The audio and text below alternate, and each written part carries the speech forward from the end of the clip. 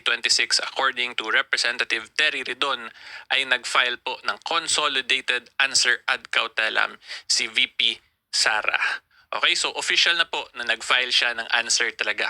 And yung last po kasing balita dito is ito, mamaya i-discuss natin to, itong mga surveys. Okay, so anyway po, going back, ang last pong balita kasi dito ay medyo nang-aasar pa si VP Sara nung tinanong siya nung press kung magfa-file ba siya. Sabi niya mag-antay na lang daw yung House kung magfa-file nga siya ng answer.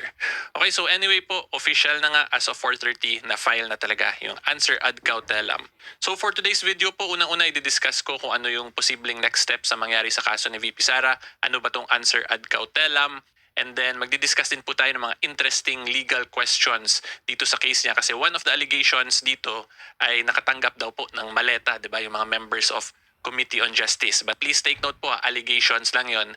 Pero nevertheless po, para maging interesting yung discussion, explain ko po sa inyo kung ano yung mga pwedeng mangyari kung sa ganong case ay ma-establish talaga at ma-prove na nakatanggap nga ng maleta yung Committee on Justice. Kung ano po yung pwedeng legal remedies ng respondent sa impeachment case at kung pwede ba magkaroon ng criminal liability yung mga members ng Committee on Justice kung mapatunayan talaga na nagkaroon nga ng bigayan nung maleta. Okay, and aside from that po, ito i-discuss ko lang din kasi as of the first quarter 2026 survey ng Pulse Asia, 54% of Filipinos trust VP Duterte. So in impeachment po, 'di ba, tatandaan natin, one of the grounds is betrayal of public trust. So paano to ngayon dito considering na 54% or majority ay may tiwala pa kay VP Sara? Kung pwede ba to gamitin yung mga surveys as basis or as a defense dun sa betrayal of public trust na ground for impeachment. Okay, so yan po ang magiging discussion natin for today. So for the 2026 impeachment case po against VP Sara Duterte ay nasa 5th stage na po tayo, pang-limang stage kasi kung titingnan po natin yung rules of procedure in impeachment proceedings ng HOR. So before we start po, i-clarify ko lang din kasi 19 Congress pa yung nakalagay dito, so baka po ma-confuse kayo. Pero like what I've always explained, ito lang kasi yung nasa HOR website, itong rules na to. Therefore, inadapt to siya most likely ng HOR, itong 19 Congress rules na to. Okay, so hopefully klaro po yan. Okay, so anyway po, going back, kaya ako po nasabing 5th stage because number 1, yung pinakauna is of course this one, yung initiating an impeachment complaint. Yung pag-file po ng mga respondents. And then after po kasi niyan, i-refer yan to the Committee on Justice. Una, ilalagay muna sa calendar of business, then sa Committee on Justice. So yun po yung second stage. And then after po nun, of course, i-determine na ngayon ng Committee on Justice proper kung whether or not sufficient in form ba yung complaint, and then kung whether or not sufficient in substance. So ito pong sufficiency in form is number 3 and the substance is the number 4. So kung makita po nyo, tapos na yung 4 stages.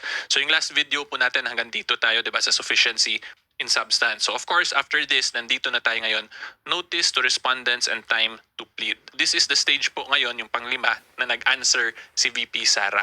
Okay, so kung makita po nyo, nakalagay dito, within 10 days from receipt of notice thereof and survey copy of answer to the complainant. So 10 days from the order ng HOR, kailangan mag-file ng answer, which is today yung last day, March 16. Actually, yung last day po is March 14 kasi March 4 po, di ba, yung last hearing nila. Pero yung March 14 po ay weekend. So, mamumove po yan to the next working day. Okay? So, kaya po, naging March 16 ang deadline. So, since si VP Sara na po filed her answer, ang next na yan is yung reply. So, hindi pala tayo sa 5th stage. Nasa 6th stage na po pala tayo ng impeachment complaint. Kasi yung next step ay kung whether or not magfa-file ba ng reply yung complainants yan. Within 3 days from receipt of the answer, the complainant may file a reply, serving a copy thereof, so on and so forth. Okay, and then after nun, yung respondent may file pa a rejoinder. So yung reply is sagot to the answer, then yung rejoinder po ay sagot sa reply nung complainant. Okay? So ngayon, ang next question naman po natin, ano ibig sabihin ng ad cautelam? Kasi yung final po ni VP is not simply an ordinary answer, kundi an answer ad cautelam. Okay? So when you say ad cautelam, that is simply as a matter of caution. Yung translation po, ibig sabihin yan. So legally, ang epekto lang po niyan, kahit na nag-answer dito si VP Sara sa impeachment case niya sa HOR level, ay ginawa niya yon as a matter of caution kasi dinirect siya. Therefore, ayaw niya ma-waive yung right niya na mag-file ng answer. However, she is still reserving her right to question the impeachment proceedings in another venue like that of the Supreme Court. Parang ganyan po yung purpose niyan. Kaya nga diba dun sa last impeachment case ni VP Sara, ganun din po yung final niya, ad cautelam, pero nag-file din po siya sa Supreme Court questioning the constitutional issues surrounding the 2025 impeachment case against her. So ang point ko po dito, since ad cautelam final niya, nag-iingat sila, ay tingin ko may gagawin na naman to sila VP Sara at magpa-file din po ng case sa Supreme Court. Yan yung professional assessment ko considering the nature or the type of answer that they filed. Okay? So ngayon po ang next interesting question natin. Let's say hindi po nag-file ng answer si VP Sara. Ano yung magiging epekto nun? Magiging totoo ba lahat ng allegation sa complaint? Okay, pero tandaan po natin, this is for educational purposes lang kasi nag-file naman po si VP Sara talaga ng complaint. Nevertheless, i-discuss ko lang din po kasi interesting din eh. Okay, so ang sagot po dyan ay hindi magiging totoo yung lahat ng allegation sa complaint because nakalagay din po yan sa rules nila, Section 6. Ang mangyayari po ngayon, it is equivalent to the respondent to have interposed a general denial to the complaint. So when you say general denial to the complaint, ang epekto lang po niyan ay parang sinabi lang po ng respondent ni VP Sara na hindi totoo yan, lahat ng sinabi nila, pero without a specific explanation per allegation. Okay, so yan lang po ang general denial. And then yung next lang din po nating maganda i-take note is this one. Notwithstanding all the foregoing, failure to file an answer will not preclude the respondent from presenting evidence to support the defenses. So pwede pa rin siya mag-present ng evidence. Kaya medyo magulo din tong rules actually ng House of Representatives ko ako po ang tatanungin ninyo. Okay, so yan po ang mangyayari. Pero of course, after that, magtutuloy-tuloy na yan, papagbotohan po ng Committee on Justice. Initially, yung findings sila based on the complaint affidavit, the answer, kung wala answer, yung general denial, and then kung may reply and rejoinder.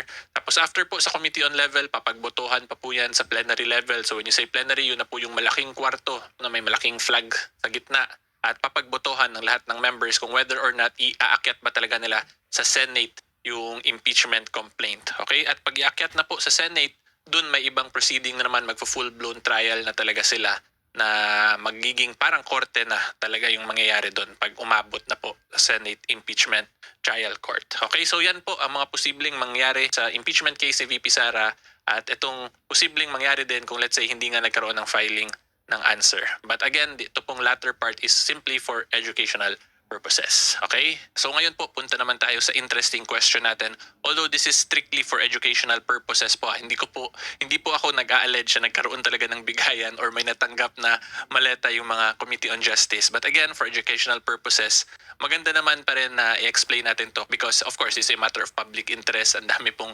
mga allegations na lumalabas regarding this. So para makita at mas maintindihan po ng taong bayan kung ano nga ba epekto ng mga ganyang situation, ay explain ko po yan.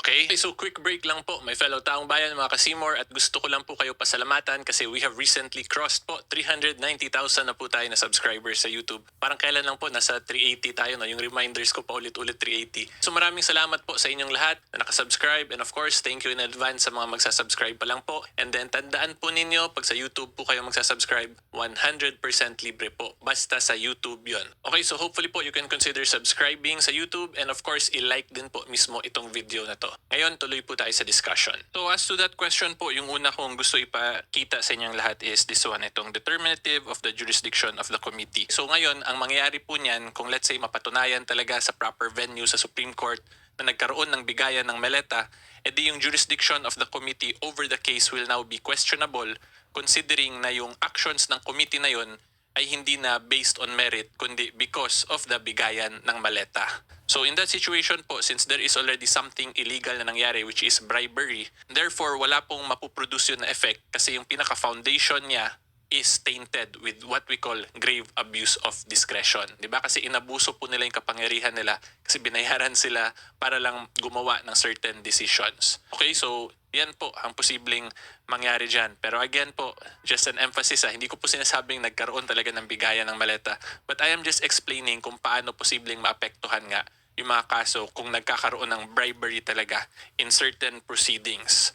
Okay, so ang next question, kung merong grave abuse of discretion, ano yung pwedeng remedy niyan ng respondent? Ang remedy po niyan is to file what we call a special civil action of certiorari para questionin sa Supreme Court kung whether or not meron bang grave abuse of discretion yung respondents na House of Representative dito. Kung meron ba silang grabing pang-aabuso ng kapangyarihan nila. Okay, and this has already been established, diba, in the Duterte versus HOR, the 2025 case, na as long as there is grave abuse of discretion within the power po yan of judicial review ng Supreme Court. So that's not only in the Duterte case, pero nandun din po yan sa Section 1 of Article 8. Okay, so kung mapakita po ng respondent na may grabing pang-abuso, ma-establish yan na nagkaroon talaga ng deliveries ng maleta, may paper trail, may mga witnesses siya, edi posible niya ma-establish po yung grave abuse of discretion. And ang posible pong mangyari in a case like that po ay somewhat similar dun sa decision sa Duterte versus HOR case, which is pwede ma-declare as null and void yung impeachment process. So when you say null and void, from the very beginning, from the very start, walang nangyaring actual na proceeding in the legal point of view. Although sa factual circumstances, may nakikita tayong proceedings, ganyan-ganyan, pero in the legal point of view, wala pong actual kasi nga null and void. Meaning walang bisa from the very beginning. At kung walang bisa po yun from the very beginning, lahat po nang nag-emanate from that null and void proceeding ay wala rin pong epekto legally. Okay, so yan po ang posibleng mangyari assuming mapakita talaga na nagkaroon ng bigayan ng maleta, because yung bigayan nga po ng maleta can correlate to grave abuse of discretion kasi that is bribery. Okay, so again, yung remedy is a petition for certiorari po sa Supreme Court para questionin kung whether or not may grave abuse of discretion ba, which can possibly affect the jurisdiction of the Committee on Justice. Okay, so ngayon, ang next question naman dito, kung mapatunayan, again for discussion purposes lang po, kung mapatunayan sa Supreme Court na may grave abuse of discretion ba, automatic bang may criminal liability agad yung mga members na tumanggap ng maleta? Okay, at ang sagot po dyan is hindi po yan automatic, because when you file a certiorari case po, a petition for certiorari, hindi kasi yan siya criminal case, that is a special civil action. So yung layunin lang po talaga niyan is to determine whether or not there is grave abuse of discretion. Okay, so kung gusto po mapanagot yung mga erring members ng House na tumanggap ng maleta, kailangan mo pa mag-file ng separate criminal case for that. Most likely po, babagsak yan sa RA 3019, which is yung Graft and Corrupt Practices Act po natin. Okay, so that will be bribery, indirect bribery, corruption in general, or corruption of public officers, as the case may be po. So yan lang din po in-explain ko kasi yan yung isa kong common question na nakikita, na pag ganito, automatic ba may kulong agad? Hindi po yan ganun. Somewhat similar yan dun din sa habeas corpus case ni FP Duterte, di ba? Kasi may mga pending currently. So kung let's say manalo doon sila Kitty Duterte, yung Duterte siblings manalo sa habeas corpus, ibig sabihin ba noon may criminal liability agad? Hindi rin po ganun yun agad, kasi yung layunin lang naman ng habeas corpus ay i-produce yung body at mag-explain yung respondent kung ano yung ginawa nila doon sa tao na nawawala. Okay? So yan po ang mga bagay-bagay na kailangan natin ma-take note as to this issue. Ngayon po, i-discuss naman natin yung epekto ng mga surveys dun sa ground of betrayal of public trust in impeachment cases. Okay, so currently po, dito sa Pulse Asia Survey first quarter 2026, 54% trust Duterte in first quarter. So, ang sagot ko lang po dito ay hindi po ito pwede gamitin. Unfortunately, hindi po siya pwede gamitin as basis na may tiwala. Therefore, hindi nagkaroon ng betrayal of public trust. Okay? Kasi in betrayal of public trust po as a ground for impeachment, ang tinitingnan po kasi doon is whether or not may act or omission bang ginawa yung impeachable officer that could possibly betray the public trust of the Filipino people. Ganun po yun. Hindi po siya yung opposite na pag tayo or the taong bayan ay may tiwala, ibig sabihin hindi nagkaroon ng betrayal of public trust. It is more dependent po dun sa actions ng impeachable officer at hindi po sa feelings or sa sentiments ng Filipino people. Okay, so in a sense, parang sinasabi po na walang paki yung constitution sa feelings natin. Pero hindi po yun ganun na baka ma-hurt po yung feelings niyo. Again, yung impeachment kasi is against the impeachable officer. Therefore, nakadepende talaga yon sa actions niya at hindi sa atin kasi basically third parties tayo ito the impeachment case. So in very simple terms po, hindi po pwede gamitin as basis na hindi nagkaroon ng betrayal of public trust ang mga surveys. Okay, at kaya ko po nasabing interesting question lang to kasi pwede rin yun baliktarin eh. Di ba like dito po kay PBBM naman, 44% of Filipinos distrust PBBM. So ang dating po kasi parang pwede rin siya gamitin, di ba, at baliktarin against PBBM. But again, hindi nga po ganon basta betrayal of public trust. It is more on the actions ng impeachable officer kasi sila po yung gusto panagutin. Okay?